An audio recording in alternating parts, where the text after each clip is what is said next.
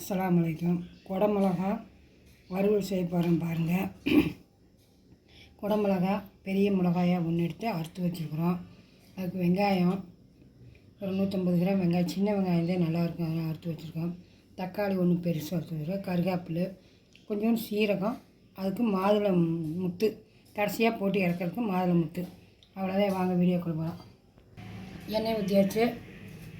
இந்த கருவேப்பிலை போடலாம்.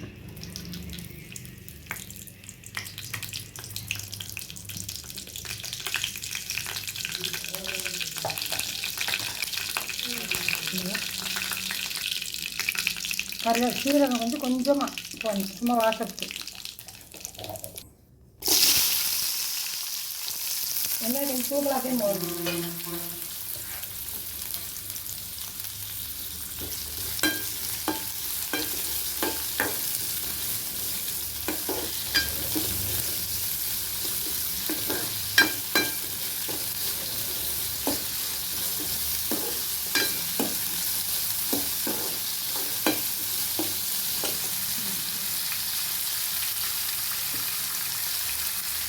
உப்பு, கல் உப்பு, வெங்காயத்தை போட்டால் சீக்கிரம் வெந்துடும்.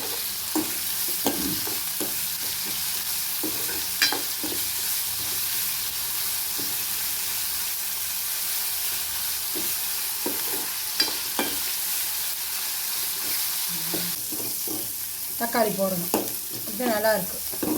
கண்ணாடி பார்த்து வெந்துருச்சு பாருங்க, நல்லா வெந்துருச்சு. அது கூட தக்காளி, ஒரு தக்காளி, பெரிய தக்காளி.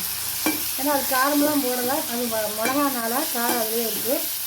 அதுக்கு உண்டான தேவையானது இதில் போட்டுக்கணும்.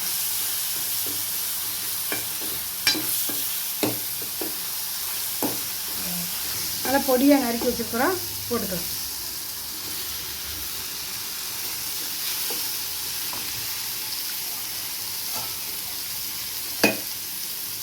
விதையை நீக்கிட்டோம், அதை நீக்கிடுங்க, அப்படியே நல்லா இருக்கும். இது நல்லா வணக்கணும். தண்ணி தேவையில்லை, இது உப்பெல்லாம் போட்டுக்கூட, அதனால் நல்லா கொஞ்சம் நேரம் வணங்கணும்.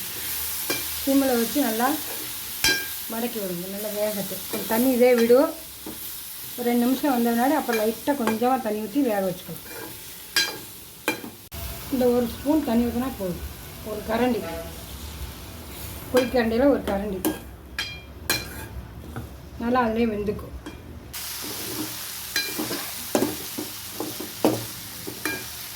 நல்லா வெந்துக்குச்சு பாருங்கள்.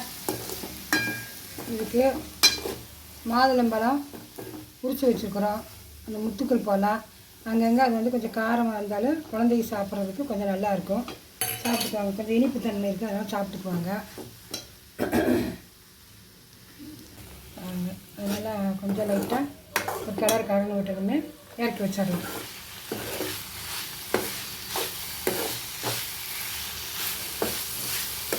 குடமிளகா வந்து ஒரு இரும்பு சத்து, அதனால் இந்த மாதிரி செஞ்சு சாப்பிடுங்க, நல்லாயிருக்கும்.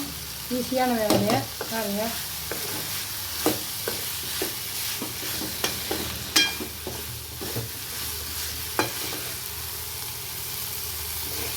குழந்தைங்க நல்லா சாப்பிட்டுக்குவாங்க விரும்பி. மாதுளம்பழம் முத்து போட்டுருக்கிறதுனால அங்கே இனிக்கும். பாருங்கள், குடமிளகா பரட்டுறது நல்லாயிருக்கும். நீங்களும் இதே மாதிரி செய்யுங்க. ஷேர் பண்ணுங்கள், சப்ஸ்கிரைப் பண்ணுங்கள், லைக் பண்ணுங்கள், சப்போர்ட் பண்ணுங்கள். புதுசாக பார்க்குறவங்க தான் சப்ஸ்கிரைப் பண்ணிட்டு பாருங்கள். அஸ்ஸலாமு அலைக்கும்.